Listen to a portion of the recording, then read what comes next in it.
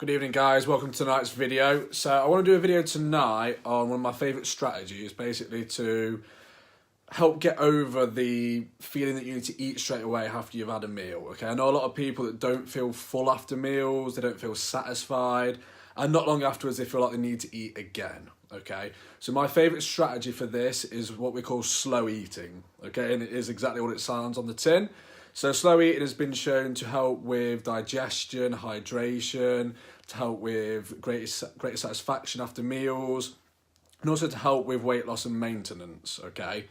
Now, you've probably heard that it takes about 20 minutes for our brain to send signals that we're full, okay? Now, I know for most people, probably our meals don't last 20 minutes, okay? And you can imagine like all those extra calories that you could consume simply because you haven't allowed your body long enough to basically tell you that it doesn't need any more food. Now, I don't know about you, but given the challenge, I could eat a hell of a lot of food in 20 minutes, okay? So what sort of slow eating helps you to do is it helps you to feel more satisfied during the meal and afterwards, and that's what I want to focus on in this video, okay? So I've got a study here which was done on 30 women who were all considered normal weight, okay? Now, basically, they were given a huge bowl of pasta, and on one visit, they were told to eat as quickly as possible, and on the other one, they were told to eat slowly and put their utensils down after each bite, okay? Now, when they eat their lunch quickly, they consume 646 calories in 9 minutes, okay? Now, and when they ate slowly, they consume 579 in 29 minutes. Okay, so they ate 67 calories less in 20 more minutes when they ate slowly, okay? So they were at the table eating food for 20 minutes longer, but consumed 57 calories less, okay? Now, in addition to this, which was sort of a twist, they also reported more hunger an hour later when they ate quickly than when they ate slowly. Okay, so the researchers sort of from this study came to the conclusion that slow eating meant less food and also longer lasting satisfaction. Okay, so my challenge to you is to give it a try. Okay, now I'm going to give you a few tips on how to implement this into your day. So the first one, and probably one of the biggest ones, is to not eat with distractions.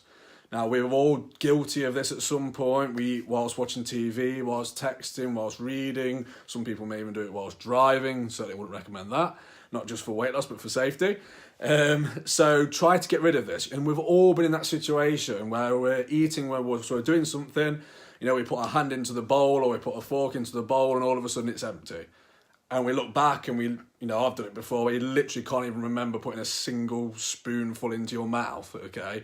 So try and get rid of any distractions and just focus on the food. Not only will you feel better for it, you may enjoy your food more, which is, an added bonus as well. Next, choose high fibre foods like fresh fruit and vegetables. These usually take longer to chew and they also make us feel fuller, okay? The next one is to put down your utensils between bites, which is what they did in the study. And sometimes just breathe, just relax, enjoy your meal. If you're eating with other people, have a chat, enjoy a bit of witty conversation and, make it more of a fun event as such. And the next one is to find a slow eater and to pace yourself to them. So choose someone who eats really slowly and match them bite for bite, okay? And the last one, which I think is quite an important one in terms of lifestyle as well, is just set aside time to eat. I think a lot of the time we treat food almost like an inconvenience, and it's like just trying to get it down as quick as we can just so we can go off and do something else. But try and set aside time to eat, 20, 30 minutes. And like you say, just enjoy it because, you're refueling your body and your mind and, it may be some part of the day that you're enjoying spending time with, family and friends. And, that's important. That deserves an appointment almost in your calendar as such. So try and make it less of an inconvenience and more of an event that we look forward to and we enjoy as such, okay?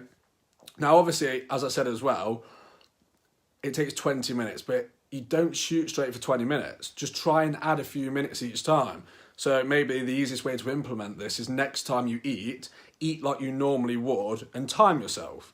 and then next time you eat, set a timer for that time plus maybe a minute or two, and you know, try and make it last that long. And every week you can add a few minutes and see how you feel. You know, take note of how you feel. Do you feel fuller afterwards? You know, when you get to the point where you've maybe added 5 minutes or so, take note and think, you know, do I feel fuller now because I've took 5 minutes longer? And, you know, then have a look maybe an hour later. Do you feel fuller now? Or, you know, do you still feel full and more satisfied than you did when you ate quickly? And just see how it works for you, okay? So that's just a quick one for tonight. I love this strategy, and I think it's one that is so easy to implement, okay? So like I say, give it a try, see if it works for you, okay? So hopefully you got some value from that. Thank you very much for tuning in, guys, and I shall see you in the next video. Thank you.